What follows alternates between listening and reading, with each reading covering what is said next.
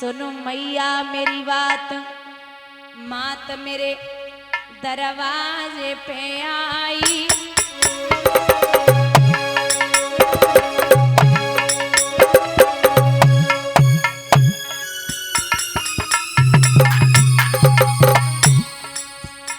हम तेरे ललानाए तेरे ही को मैया चिल्लाई।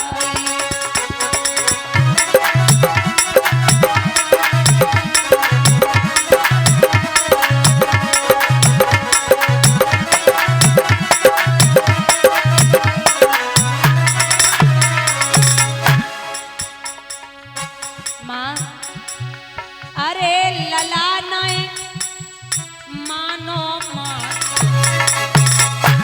तेरो अर्जुन बेटा तो अति तू बाकी महातारी।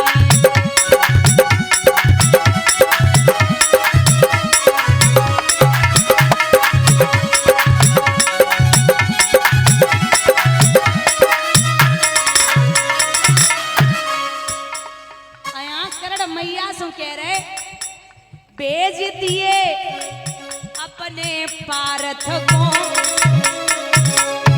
मुते करे सामनो आए अखाड़ो ए महाभारत को।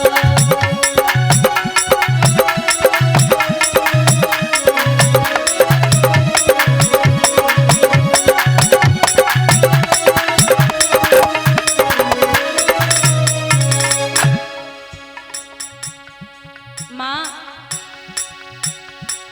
संग नाए कुरपति को छोड़ूं, बर किलकारी कहूँ अर्जुन को रड़के तन मारूं।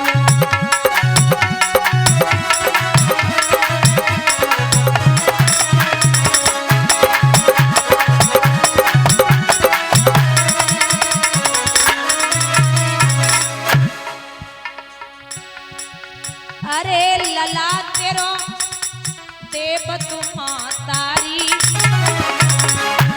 इन तीर को ले जा आज कह रहे हो तेरो तारी।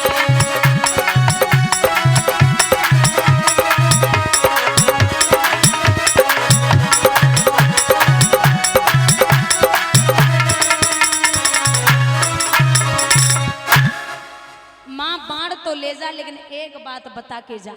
क्या? दे करके जन्म हमको मैया, फिर क्यों नदिया में बहा दिया।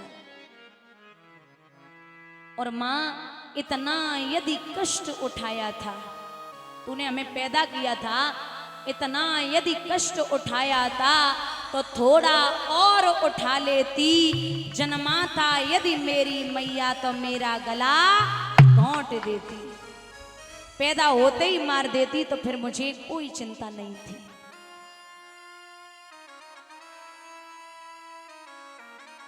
पांच वाड़ लेके मैया आई, ढोल नगाड़े बजे तो अर्जुन तैयार हुए, बोले अब तो 5 बाण मेरे पास है। भगवान बोले ठहरिए अर्जुन, आप युद्ध करने नहीं जाओगे, फिर युद्ध की बारी अभी कुछ अलग है। बोले क्यों? अभी कर्ण के पास में इंद्र की दी हुई वज्र शक्ति है, और वज्र शक्ति का प्रहार जिस पे भी होगा वो मारा जाएगा। महाराज फिर अब युद्ध करने जाएगा कौन? बोले भीम का बेटा है घटोत्कच, वो जाएगा। भीम का बेटा घटोत्कच उस रणभूमि में भेजा गया। अब बाप जब इतना बलवान होवे बा को बेटा का कम बलवान होवे वो है।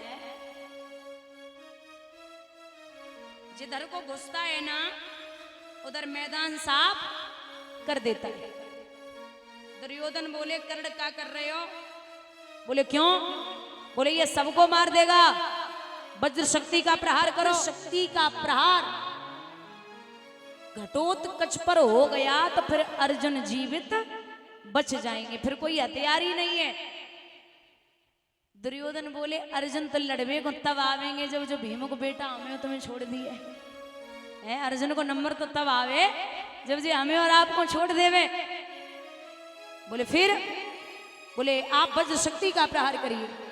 जैसे ही वज्र शक्ति का प्रहार हुआ, महाराज भीम का बेटा घटोत्कच उस रणभूमि में गिर पड़ा। अब पिता को इतना क्रोध आया, दुशासन को उठाया, उठा करके जमीन पे पटका और 4 घूंसे जमाए हैं, महाराज प्राणों को खींच लिया। दुर्योधन का सगा भाई दुशासन भीम ने मार दिया। जब सगा भाई मरा तो दुर्योधन ने विचार किया कि भैया मर गया, अकेले कर्ण कुछ नहीं कर सकते, तो रण छोड़ के भाग गए दुर्योधन। अब आप सोचिए कि उस रणभूमि में अकेला कर्ण खड़ा है। एक बात बता दूं बुजुर्गों, जब अर्जुन बाण चलाते थे तो कर्ण का रथ 7 कदम पीछे हट जाता था, और जब कर्ण बाण चलाते थे तो अर्जुन का रथ 3.5 कदम पीछे हट जाता था।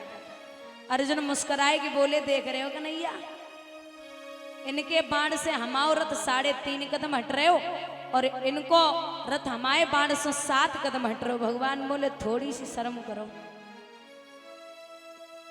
मैं पूरी दुनिया का बोझ लेके रथ पे बैठा हूं, तब ये वीर रथ 3.5 कदम हटा रहा। अर्जुन अगर मैं न होता तो न रथ का पता चलता, न ही तुम्हारा पता चलता। बोलिए गोविंद भगवान की। ये कितना बड़ा महाबली होगा, मेरे बैठे बैठे जब रथ को पीछे हटा रहा है, तो आप सोचिए अगर मैं न होता तो ये क्या करता।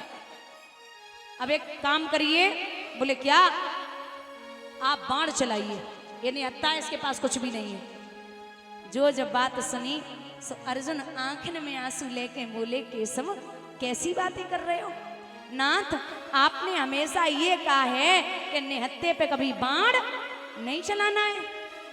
भगवान बोले मैंने ये भी कहा है कि अगर कुल में कपूत पैदा हो जाए तो उसे मारने में देरी नहीं करनी है। कपूत मतलब संतान जो होती है ना, वो 3 प्रकार की होती है संतान, पूत, सपूत और कपूत। पूत वो है जो पिता जायदाद रख के जाए, उस जायदाद को अच्छे से रखे, मतलब बर्बाद ना करे, अच्छे से रखे, उसको संजोए, बढ़िया तरीके से पालन पोषण करे, वो पूत होता है। और सपूत वो है जो बाप रख के जाए, उस जायदाद को 10 गुना नहीं 100 गुना कर दे, वो सपूत होता है। और कपूत वो है जो बाप रख के जाए, वो सारा बेच के मिट्टी में मिला दे, सब खत्म कर दे, वो कपूत होता है। भगवान ने कहा कि इसे मार दो।